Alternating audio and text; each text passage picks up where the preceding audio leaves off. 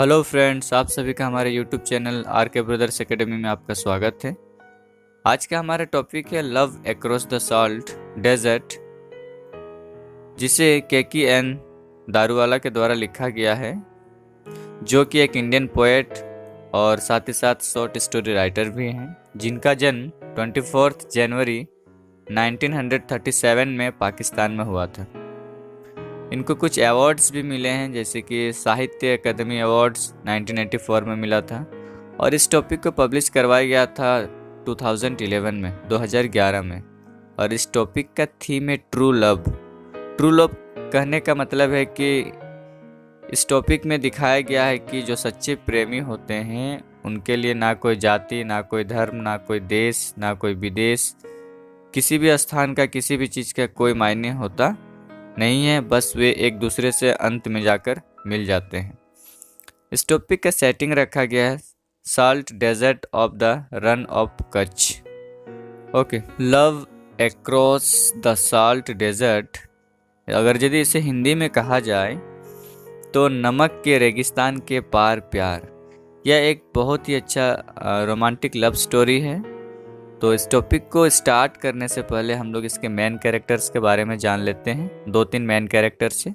जैसे first character है नजाब, जो कि एक 20 साल का भारतीय लड़का होता है, जो बहुत ही शर्मीला होता है। नेक्स्ट कैरेक्टर है फातिमा। ये एक बहुत ही सुंदर लड़की होती है, जो कि पाकिस्तान की रहने वाली है। फिर नेक्स्ट कैरेक्टर आफ्ताब, जो कि नजाब के पिता रहते हैं। और इसके साथ साथ कुछ छोटे छोटे हमें कैरेक्टर्स मिलेंगे, जो हम लोग इस स्टोरी को पढ़ेंगे, पढ़ते पढ़ते हमें समझ में आ जाएगा। तो चलिए इस टॉपिक के लास्ट तक बने रहिए, स्टोरी बहुत ही ज़्यादा इंटरेस्टिंग है। तो चलिए स्टार्ट करते हैं। केकी एन दारूवाला की कहानी love across the salt desert में नजब और फातिमा नामक दो सच्चे प्रेमी के संबंध को दर्शाया गया है।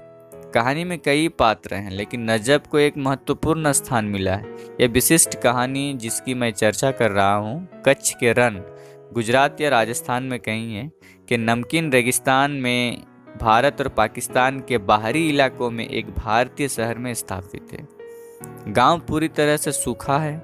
गांव में सूखा पड़ा हुआ है और लगातार 3 वर्षों से वहां पर बारिश नहीं हुई। कई ग्रामीण बीएसएफ सीमा सुरक्षा बल पाकिस्तानी सेना का बहादुरी से सामना करते हुए सीमा के आर पार सामान की थोड़ी बहुत तस्करी करते हैं और बदले में सामान लेते देते हैं और अपना जीविका चलाते हैं। नजब और उनके पिता आफ्ताब भी पाकिस्तान में सामान की तस्करी करते हैं। अब तस्करी करने का मतलब ये नहीं कि हमेशा गलत ही चीज़ों का, कुछ खाने पीने के वस्तुएं, जैसे ये पत्तों की तस्करी करते थे और पाकिस्तान से मसाले लेकर आते थे, और पाकिस्तान के एक गांव से मसाले वापस लाते थे ये दोनों। कहानी के शुरुआती भाग में नजब जो है वो बहुत ही शर्मीला लड़का होता है, ऐसा बताया गया है। और शर्मीला होने के वजह से इनके पापा आफ्ताब को हमेशा डर बना हुआ रहता था कि आने वाले भविष्य में मेरा जो लड़का है यह मेरे बिजनेस को बर्बाद ना कर दे। बर्बाद करने का मतलब है कि यह इतना शर्मीला है कि सामान देने के बाद वो लोगों से पैसे मांग सकेगा कि नहीं मांग सकेगा, इसका डर नजब के पिता को हमेशा लगा हुआ था। ओके, तो क्या होता है कि ये दोनों पिता पुत्र जो है पाकिस्तान गए हुए होते हैं एक यात्रा पर, वही सामान की तस्करी के लिए, जहाँ पर जो नजब है इनकी मुलाकात मसाला विक्रेता की बेटी से होती है, जिसका नाम रहता है फातिमा, जो दिखने में बहुत ही सुंदर रहती है, नीली नीली आँखें और बहुत ही कोमल स्वभाव रहता है। जैसे ही दोनों की नज़रें मिलती है, पहले ही नज़र में दोनों में प्यार हो जाता है। आंखों ही आंखों में सारी बातें हो जाती है और वे एक दूसरे को पूरी तरीके से समझ लेते हैं कि वे एक दूसरे से प्यार करते हैं। और जो फातिमा होती है उसे ऐसा विश्वास होता है कि एक न एक दिन नजब जो है वो उसे लेने के लिए ज़रूर आएगा, क्योंकि जो फातिमा होती है उसकी शादी सेट हो जाती है उसके कोई रिश्तेदार के वहाँ, जो व्यक्ति थोड़ा अधेड़ उम्र का था, जिससे उसकी शादी तय हो चुकी थी। और जो फातिमा है उसे करने का बिल्कुल भी मन नहीं था। और जब नजब से उसकी नज़रें मिली तो उसके मन में और उम्मीदें जग गई कि अब ये आएगा और मुझे आकर ले जाएगा। अब क्या होता है कि जो नजब है वो अपने पापा के साथ घर लौटता है और फिर अपने माँ को अपने प्यार के बारे में बताता है। और वो कहता है कि मैं वहाँ जाऊँगा और उसे लेकर अपना देश आऊँगा। चूँकि माँ को बहुत ही ज़्यादा इस बात पे फिक्र होता है कि भारत से पाकिस्तान जाना और इस तरीके से किसी को लेकर आना बहुत ही खतरनाक काम है। इसमें जीवन जाने की संभावना बनी रहती है क्योंकि बॉर्डर है। लेकिन जो नजब है वो आकर मतलब इस पार से उस पार आने जाने में वो एक्सपर्ट था, उसे बिल्कुल भी डर नहीं लगता था। लेकिन माँ तो माँ होती है, उसे अपने बच्चों की हमेशा फिक्र रहती है, जिस वजह से उसकी माँ को चिंता थी।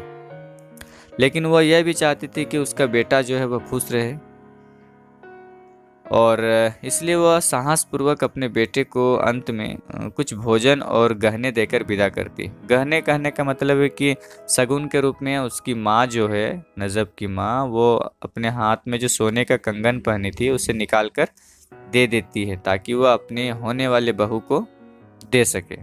जैसे नजब यात्रा प्रारंभ करता है, सबसे पहले वह जाता है, उनके वहाँ एक धार्मिक प्रथा के अनुसार वो सबसे पहले पहाड़ी की चोटी पर पंचमई पीर जहाँ पर रहा करते थे वहाँ पर वह जाता है। अब पीर का मतलब वो फकीर व्यक्ति जो लोगों की मदद किया करते थे, और वे बहुत ही पहले वहाँ पर रहा करते थे उस चोटी पर, जिससे यह मान्यता थी कि अगर यदि कोई व्यक्ति किसी शुभ काम के लिए जा रहा है और जाने से पूर्व उनके दर्शन के लिए वह ऊपर चला जाए चोटी पर और कुछ भोजन छोड़ दे और तुरंत आकर अगर यदि गीदड़ उन्हें खा लेते हैं तो ये एक शगुन माना जाता था, शुभ माना जाता था। तो ठीक उसी प्रकार से नजब ने भी किया, और जैसे उन्होंने खाना दिया, गीदड़ आए और खाना खाकर चले गए। इससे उसे पूरे तरीके से विश्वास हो गया कि वह एक शुभ यात्रा में निकल रहा है, उसे आशीर्वाद मिला और वह अपने यात्रा बहुत ही दृढ़ और विश्वास के साथ वहाँ से प्रारंभ किया। इसके साथ साथ वहाँ पर उस चोटी पर एक दीपक भी पीर के सम्मान में अक्सर जलता रहता है, जो आशा कह सकते हैं हम, जो आशा की किरण है उसका आशीर्वाद लेता है और वहाँ से वो पाकिस्तान के लिए निकल पड़ता है। आशीर्वाद लेने के बाद वो आगे की ओर बढ़ने लगा तो रास्ते बहुत खतरनाक थे, उसे नज़र बचा कर, क्योंकि बॉर्डर पर बीएसएफ के जवान थे, पाकिस्तान की ओर से भी थे, उन सभी से नज़रें बचा कर इसे आगे की ओर बढ़ना था। पाकिस्तान से लगी सीमा पर बीएसएफ के लोगों ने गोलीबारी शुरू कर दी और 1 मील तक उसका पीछा किया, और फिर बालू का तूफान आया जिसने उसे बचा लिया, और जो बीएसएफ के लोग थे वे उनका पीछा करना छोड़ दिए। मतलब हम कह सकते हैं कि पाकिस्तान पार होने के लिए इसे बहुत सारी कठिनाइयों का सामना करना पड़ा। इसकी जान भी जा सकती थी, लेकिन इसके मन में अपने प्यार के लिए दृढ़ विश्वास था। वह जिन जिन चीज़ों की ओर देखता उसे बस अपने प्यार की छवि ही दिखाई देती, जिसके कारण उसके मन में एक आत्मविश्वास जगा, और वह उसी आत्मविश्वास के सहारे बहुत ही हिम्मत के साथ वह भारत से पाकिस्तान पहुंचा। अब वह पहुंचा, शाम के समय पहुंचा। जब शाम के समय पहुंचा तो वह अपना पहचान को छिपाने के लिए बस रात होने का इंतज़ार कर रहा था। और इसके साथ क्या होता है कि नजब ने अपनी पहचान छुपाने के लिए रात का इंतज़ार किया, और फिर अपने पैर के अंगूठे पर 1 मील की दूरी पर लौंग विक्रेता के दरवाजे पर लंगड़ाता हुआ चला गया। क्योंकि जाने में उसे बहुत तकलीफें हुई, जिस वजह से उसके पैरों में चोट आ गया था, जिस वजह से वो लंगड़ा रहा था। इसलिए लंगड़ाता हुआ वो लौंग विक्रेता, जो मसाला विक्रेता है, फातिमा के पापा, उनके वहाँ पहुँचा। फातिमा ने कोमल पुकार सुनी और चमकती आंखों ने उसके उत्थान के बारे में शब्दहीन रूप से बात की। क्योंकि शब्दहीन कहने का मतलब है कि इंडिकेट संकेत भाव से बात हुआ दोनों के बीच में, और उसने चुपचाप दरवाज़ा खोला। मतलब फातिमा दरवाज़ा खोलती है और देखती है तो पाती है कि नजब जो है वो बाहर खड़ा है। अब क्या होता है, नजब जो है वो अपने सोने की चूड़ी की बातों में उलझा कर रखता है उसके पापा को, मतलब फातिमा के पापा को। और जब वह सोचता है कि मुझे अब यहाँ से जाना चाहिए, ठीक है, तो इस बीच उनके जो पापा होते हैं फातिमा के, वो बिल्कुल भी इनके बीच में नहीं आते। वो चाहते तो बीच में आ सकते थे, लेकिन इनकी सच्ची प्रेम और प्यार देखकर वो बिल्कुल भी बीच में नहीं आते हैं। ओके, अब ये लोग वापस आने का प्लान करने लगते हैं। और इस वक्त जो नजब था वो बिल्कुल अकेला नहीं था, क्योंकि उसके साथ उसका प्यार था। और साथ ही साथ अल्लाह रखा तो था ही। अल्लाह रखा करने का मतलब है कि ये जो नजब जो है वो गया था अपने अल्लाह रखा ऊँट के साथ, वह गया हुआ था। ठीक है, अब इसके साथ ऊँट तो पहले से ही था अल्लाह रखा, और साथ में वो अपने प्यार को लेकर वापस आ रहा था। जब वह पहुंच जाता है अपना देश, तो क्या होता है, जैसे ही फातिमा उस स्थान पर अपना पहला कदम रखती है तो क्या होता है कि जोरदार वर्षा होती है। मैंने बताया था कि 3 वर्षों से यहाँ पर सूखा पड़ा हुआ था, बरसात नहीं हुई थी।